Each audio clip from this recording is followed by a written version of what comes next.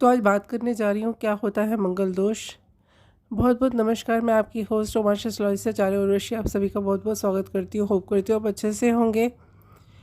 क्या होता है मंगल दोष और क्यों होती है इसके कारण से विवाह में देरी, तो आइए बात करते हैं। बहुत से लोगों की कुंडली के अंदर मांगलिक दोष, मंगल दोष के बारे में आपने सुना ही होगा। यदि व्यक्ति की कुंडली के अंदर मंगल दोष होता है तो शादी होने में दिक्कतें आती हैं, अड़चनें आती हैं, या फिर विवाह के बाद काफ़ी परेशानियों का सामना करना पड़ता है।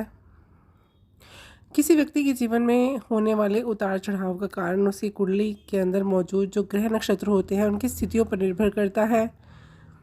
किन स्थितियों में बैठे हैं, किन ग्रहों से दृष्ट हैं, कौन से ग्रह किसको देख रहे हैं, इससे हमारा जीवन, इसके ऊपर हमारा जीवन निर्भर करता है। कुंडली में मौजूद हर एक ग्रह का एक अपना स्थान होता है, उसका लाभ होता है, उसका नुकसान होता है। कभी कभी किसी व्यक्ति कुंडली में एक ग्रह की दशा भी खराब हो जाए तो उस व्यक्ति को कई तरह की शारीरिक, मानसिक, आर्थिक परेशानियों का सामना करना पड़ता है। इसी क्रम में यदि व्यक्ति की कुंडली में मंगल की दशा खराब हो जाए, मांगलिक दोष हो जाए, तो क्या होता है, कैसे बनता है, क्या है इसके लक्षण और क्या है इसके उपाय। अगर किसी व्यक्ति की कुंडली के अंदर मंगल ग्रह के कुछ निश्चित भाव में बैठने पर किसी दोष का निर्माण हो रहा है, मंगल दोष का निर्माण हो रहा है, जैसे कि मंगल ग्रह जब किसी व्यक्ति की कुंडली के पहले, चौथे, 7वें, 8वें या 12वें भाव में स्थित होता है तो मंगल दोष या मांगलिक दोष का निर्माण उत्पन्न करता है।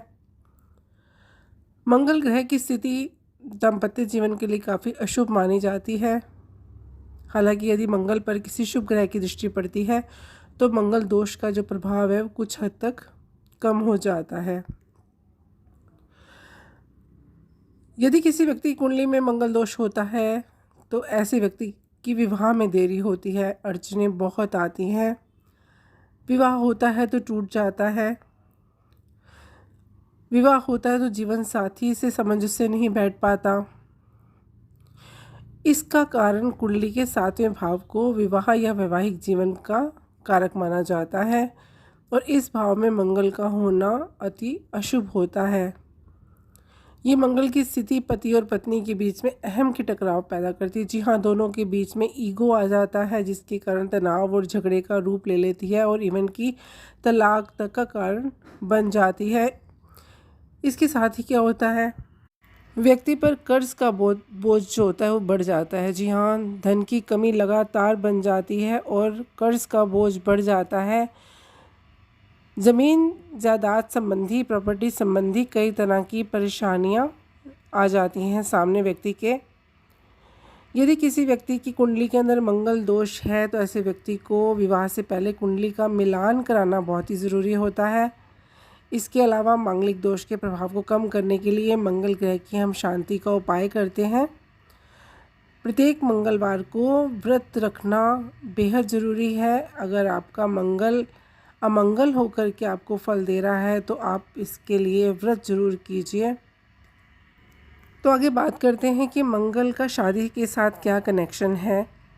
जब किसी व्यक्ति की कुंडली में मंगल की स्थिति कमज़ोर होती है और व्यक्ति मांगलिक होता है तो ऐसे में अगर गैर मांगलिक लड़का या लड़की से विवाह करा दिया जाता है तो वैवाहिक जीवन में आ जाती हैं बहुत सारी परेशानियां और कई बार क्लेश इतना बढ़ जाता है, जैसे कि मैंने पहले बताया, कि तलाक तक की नौबत आ जाती है।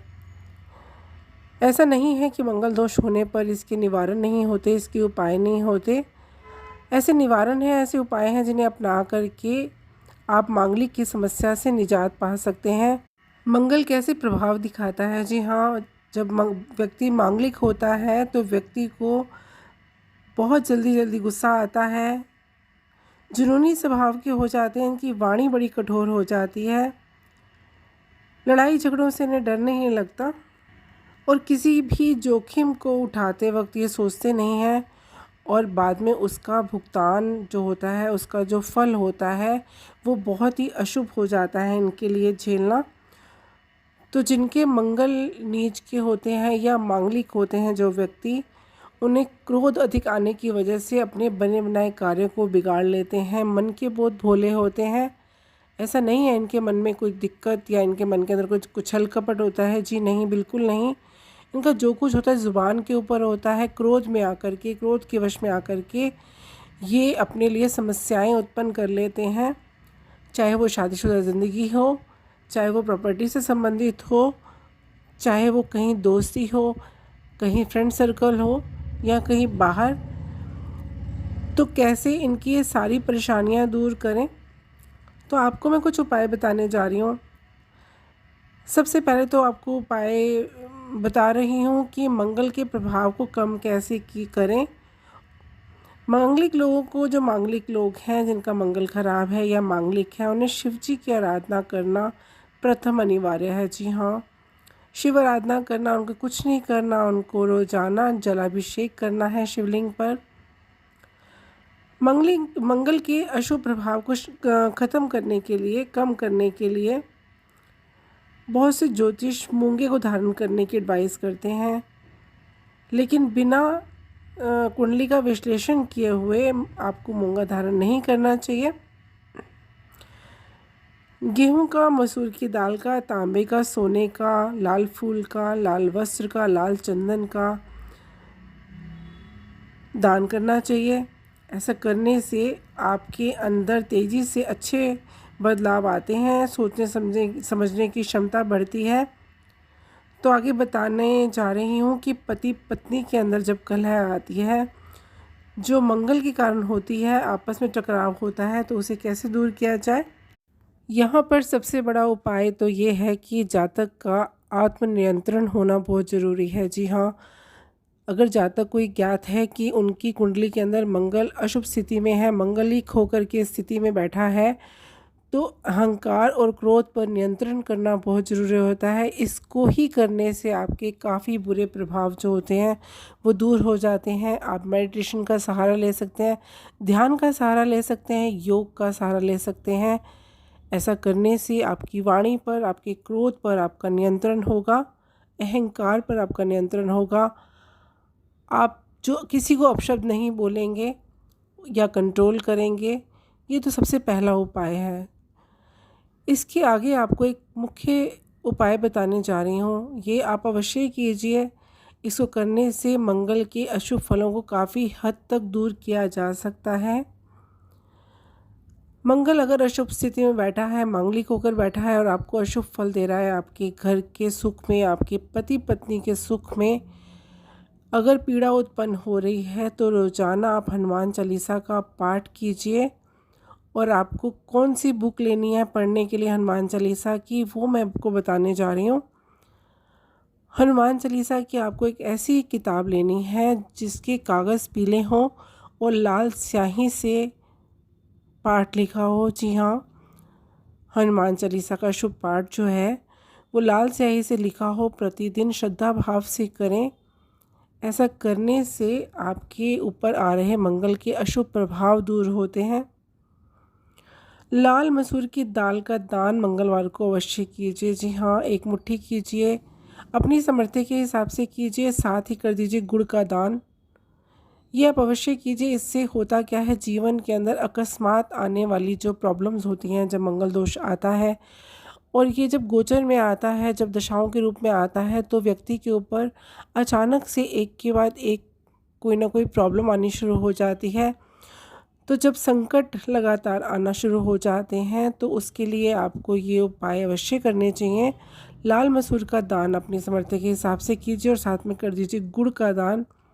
महीने में एक बार आप मंगलवार के दिन मज़दूरों को खाना खिलाइए, जो बिल्डिंग बनाते हैं, जो किसी का घर बनाते हैं, बिल्डिंग बना रहे होते हैं, जो मज़दूर बोझा ढोते हैं, ईंटें ढोते हैं, आप उनमें से किसी एक को अपने सामर्थ्य के हिसाब से भोजन कराइए।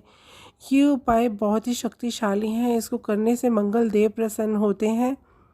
आप शिवलिंग पर जलाभिषेक कीजिए, क्रोध पर नियंत्रण कीजिए, योगाभ्यास कीजिए, मेडिटेशन कीजिए, ध्यान कीजिए और साथ ही साथ आप दान कीजिए मसूर की दाल का और गुड़ का मंगलवार के दिन।